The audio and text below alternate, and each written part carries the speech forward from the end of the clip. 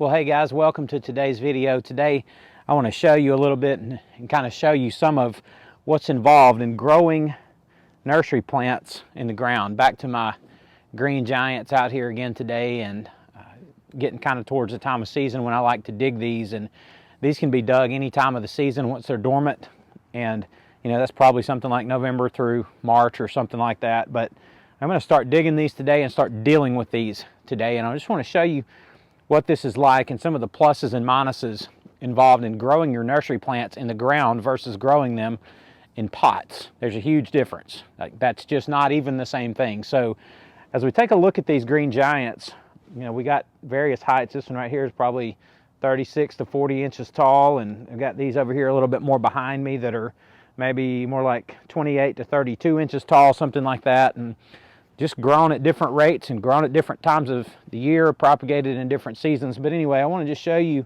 a little bit about just dealing with plants in the ground and kind of what I'm doing out here this time of year. In my neck of the woods this year, it has been extraordinarily warm through the first part of the winter. Now we are here about January the 8th or 10th or whatever it is, and we've had some really cold weather, had some snow, and had a lot of rain. And these weeds down here at the base, you always get some weeds no matter what the season, even in the winter, but these weeds down here along the base of these plants have just gone crazy, I guess in the warm weather of December. But anyway, you take your arborvitaes here and just kind of look, and you can see they're planted a few inches back in there, and I'm just going to start digging these up. Now, you don't really have to be all that careful with them. I mean, you can't come in here like a madman, but you don't have to be all that careful with them. Just start digging them up. Remember, that's why you dig plants this time of year. They're dormant. You can cut their roots and they're going to be fine. You just don't have to worry about root damage. It's, you know, some plants you can dig and transplant while they're in season, but you don't have to worry about damaging the roots of these. You sure wouldn't want to try to do this, you know, in the summer or in the spring for sure.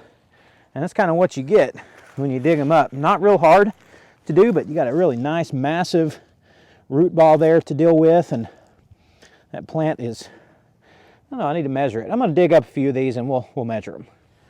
Now, it is worth mentioning here that all I'm doing is taking this shovel and running it down one side of these trees. Literally one dig per tree, what I'm trying to do. And it just kind of pops them loose from the dirt. But it's critically important, especially if you've got a clay-based soil like I do, that you amend your soil and make it where it's not so sticky, where it's not so dense. So all you have to do is dig down one side of them, then you can come by here and you can just pull them up. And if you're having to spend a whole bunch of time digging and fighting every single one of these, there's a blackberry that rooted in there. If you're having to spend a bunch of time fighting every one of these and having to be real careful with them because your soil's hard, you're going to frustrate yourself beyond belief. And you're going to make growing plants in the ground a not very fun thing to do. I like to try to figure out the easiest way I can to do things out here so that I enjoy doing it, and also so it makes sense to do it and it's not just endlessly hard. So see, those come out nice and clean. How up here in the top right corner of this video, I'll post a link to the video showing you how to prepare these beds so your soil is soft, so you can dig it very easily. And just like that, I don't even know how many plants that is, but it took me probably no more than 5 minutes to dig all these up, and I guess that's 20 or 25 plants. I'll count them, and that's why I'm making a video. So if I'm not making a video, even less time than that. So just showing you that the digging part doesn't have to be ridiculously hard. That's really what I want you to see in this, is growing plants in the ground is awesome, but you got to have a plan for getting them out of the ground. So it's been pretty easy so far. Let's see what we got. All right, so right here on our table where we do everything, I piled all those up. That was 24 arborvitaes, green giant arborvitaes. They are about 24 to 30 inches tall each. These particular ones are very uniform in size, and I'm not even sure what I'm gonna do with these yet. If we're gonna pot these up or we're gonna put them back in the ground, or I should say what size pots we're gonna put them in. I'm not sure yet, but they're gonna overgrow a trade gallon really, really quick. But anyway, again, those took me about 5 minutes to dig them up. So just to give you an idea of how time consuming that might be, or how much work that might be if you get your bed prepared correctly, then it doesn't take up much time and it's not much work at all. All right, and here is the bed, maybe an hour later, dug up. A lot of these were harder to dig than those first ones, but still, one dig and then pull them up is all it took, and there was about 80 or 85 plants total in there. And we filled up a wheelbarrow here with plants that are about 26 to 30 inches long, something like that. And there's about 45 or 50 of those. My numbers are not going to be exact. And over here on the ground is a big pile of them that are more like, on average, 36 inches. Some of those are 40 inches and taller. So we separated these out based on size, and I'm really not sure why, but that's how we did them. You walk around these, you can kind of tell how big this is. This pile is right mid-thigh tall. It's a big pile of arborvitaes. So anyway, that's one of my arborvitae beds, and we still have about 3 to go that we probably aren't even going to do today. But there's no hurry in doing this because you have the whole dormant season to get it done.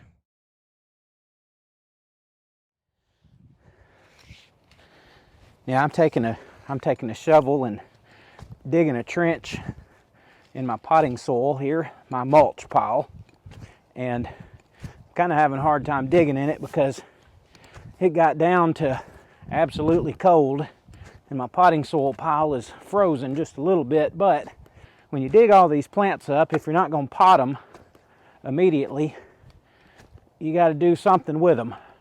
So I just make a temporary holding spot for them, and you can bundle up a bunch of them together and stick them in some big pots, or you can bundle them up together or just stick them back in the ground for the time being. But as long as they're dormant, they're not going to grow. You just dig you out a space like this and you just stick them in there. Now, you don't have to be particularly careful with these. This is some of the bigger ones. Most of these are 3 feet tall or better, but I'm really just going to pile them in this trench right on top of each other. Remember, I'm not planting these. I'm just giving these a temporary home, and this will keep their roots moist, and you don't have to worry about them rotting, or you are not planting these. This is just kind of a temporary stay until we pot them up in a week or in a month or whatever. This is one of those chores. You can do this anytime during the winter your plants are dormant. Put them in there. Again, you can do this in a single pot. You can do it any number of ways, and you just take that potting soil and just push it back up on there, and those roots will stay nice and moist. You want to make sure they're not sticking through here, but just cover up what you buried.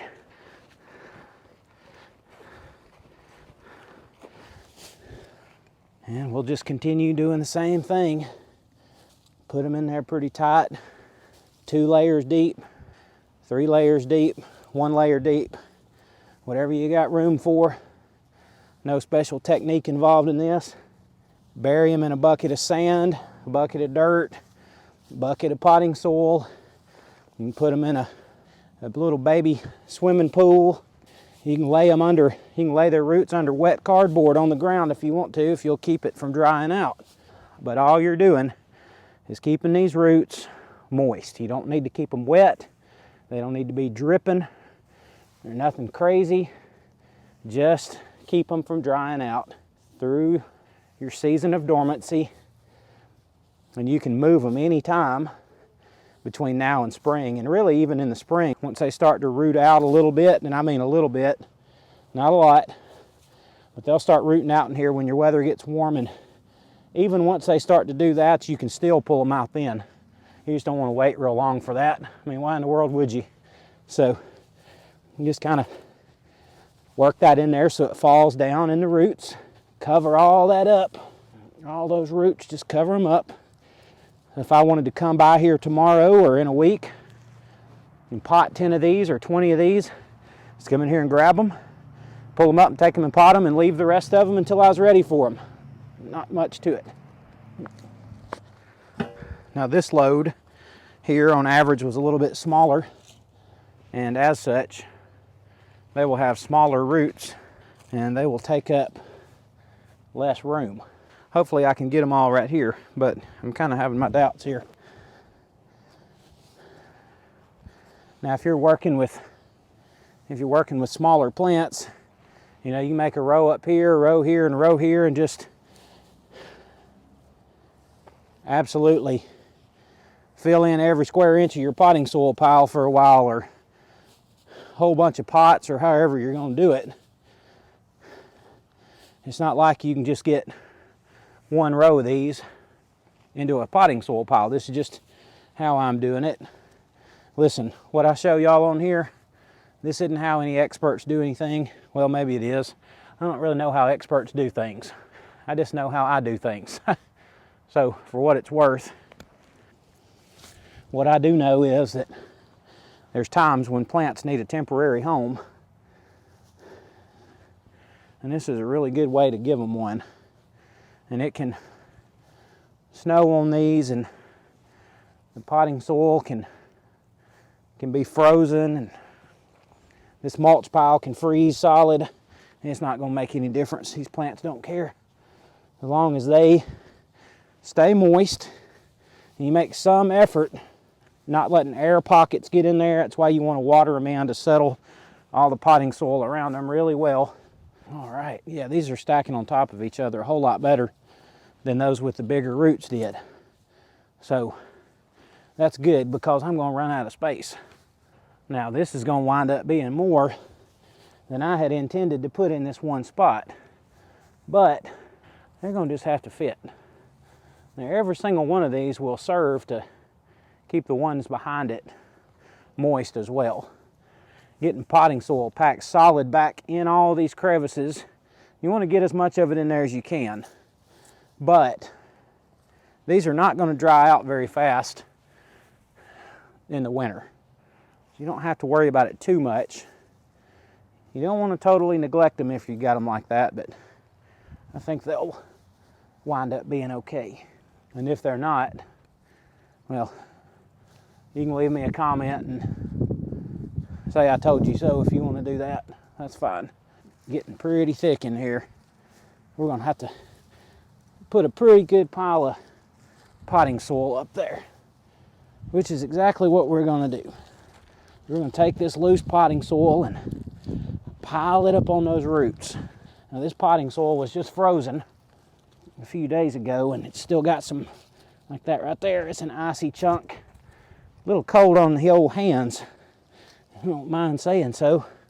Sometimes you just got to get your dadgum hands in the dirt, and if they get a little cold, they just get a little cold. Get these roots covered up good. All the loose potting soil I can find here. And pile it up on there. And shake it down in there just a little bit. Eliminate as much air space in there as you can. So, boy, there's a lot of arborvitaes right there. My goodness. These are just going to sit here, guys. And I think that's pretty good. I'm going to wet them real good, and that'll be it. Now, this is a 2-gallon watering can I got here, and I've got my water hose in the backyard turned off for the foreseeable future because of cold weather. But I'm going to take 2 or 3 of these cans and just soak all this down real good.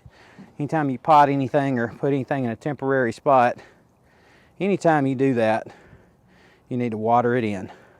It's just never bad to water your plants in. So they're going to have a nice wet start to their temporary home. And I think this is my 3rd or 4th watering can, and I'm just soaking them in. So it'll be nice and happy. That'll help eliminate a lot of those air pockets in there, especially where I stacked them on top of each other on this end. What I just did, putting these in a temporary spot, if I'm not mistaken, This is sometimes referred to as healing in, like healing plants in, temporary home. I'm not the slightest bit sure what that means, like where that term came from. But anytime you're just sticking plants for a little while in a place, it's called healing them in. And this is what you can expect in a backyard nursery if you're growing trees, plants, whatever in the ground. I sure do appreciate y'all watching today and hope you learned something. And here's a couple other videos right over here that I want to post just to give you some more information about growing plants in your backyard. Really fun thing to do in your backyard. It's a fun thing to get your family involved in. It's a fun hobby that you can make some money doing, and if you're interested in plants, just a great thing to do. So I appreciate y'all watching. I love y'all, and I hope you're having a good day. I'll see you on the next one.